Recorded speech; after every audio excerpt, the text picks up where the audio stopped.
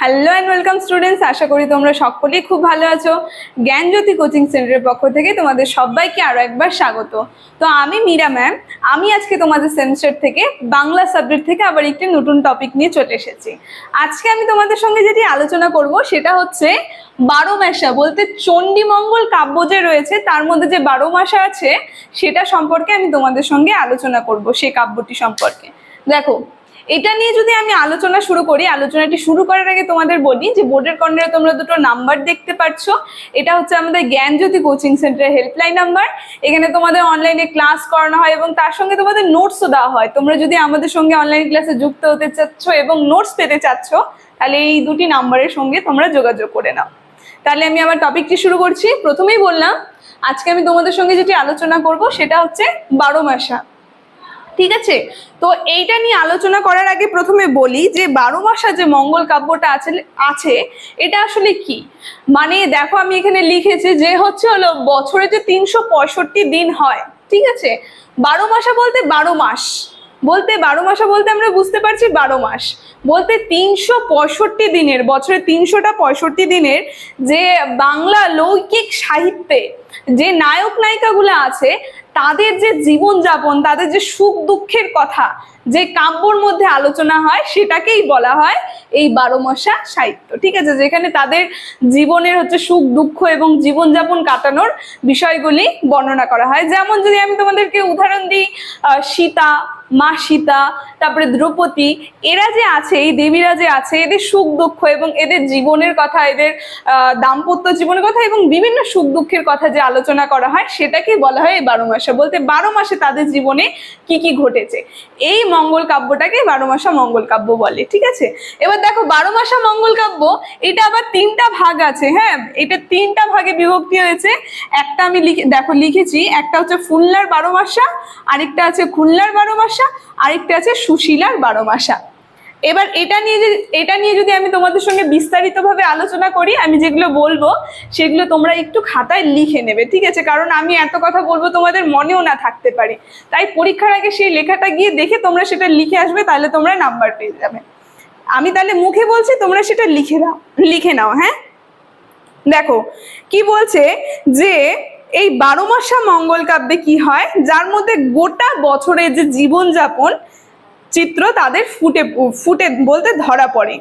আর খুলনার বারোমাসা যেটা আছে সেটা একটা গোটা বছরের নির্যাতিত জীবনযাপনের চিত্র ধরা পড়ে। বলতে এই যে খুলনারটা যে দেখছো, এই খুলনার বারোমাসার মধ্যে একটু বিশেষভাবে বলে দিয়েছে যে 12 বছরের যে গোটা জীবনযাপন সেটা আমরা লক্ষ্য করতে পারি। কি হয়, যেটা আগামী জীবনে দাম্পত্যের সুখপূর্ণ চিত্র বিদ্যমান। বলতে আগামী আমাদের যে আছে সেই জীবনযাপনের যে দাম্পত্যের সুখ শান্তি, সেগুলো সেই কাব্যটার মধ্যে বিবরণ বলতে তুলে ধরা হয়ে থাকে। যেমন তাদের প্রিয়তমের কাছে মনের সুর তুলে ধরেছেন। কি করছে, তাদের যে প্রিয়তমা আছে তাদের কাছে তাদের মনের সুর তুলে ধরেছে।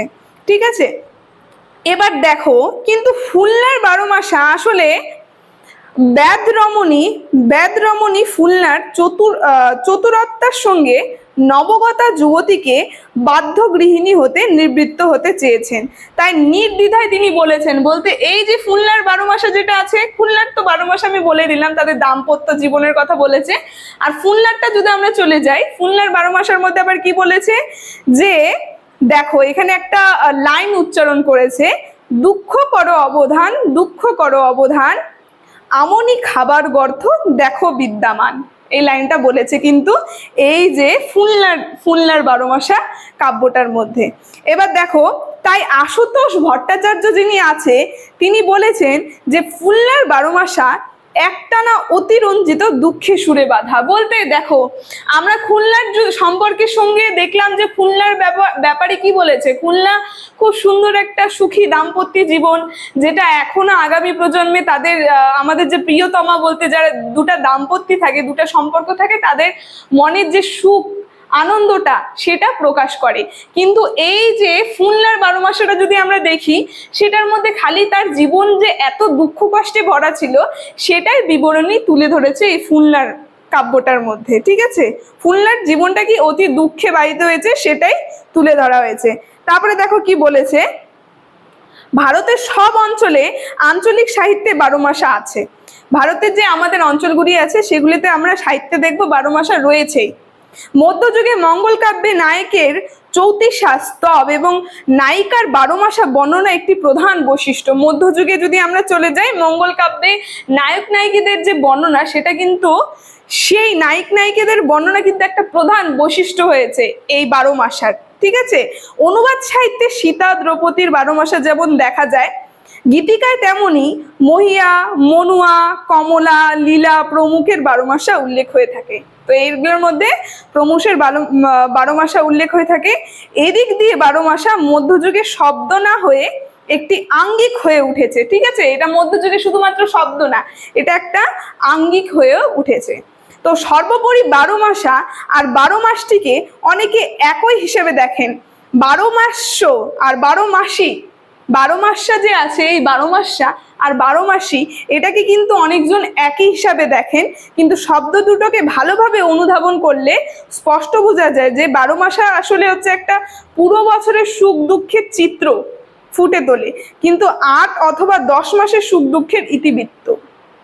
তো এই 12 মাসাটা যদি আমরা দেখি, 12 মাসাটার মধ্যে আমরা দেখবো একটা সম্পূর্ণ যত 365 দিন আছে বছরে, সেই 365 দিনে তাদের যে জীবনের চিত্র, সুখ দুঃখের কথা এবং বিবাহিত জীবনের দাম্পত্যের কথা, তারপরে দ্রৌপদী যারা আছে তাদের জীবনের কথা, এগুলো তুলে ধরে বছরের প্রত্যেকটা 365টা দিনেই।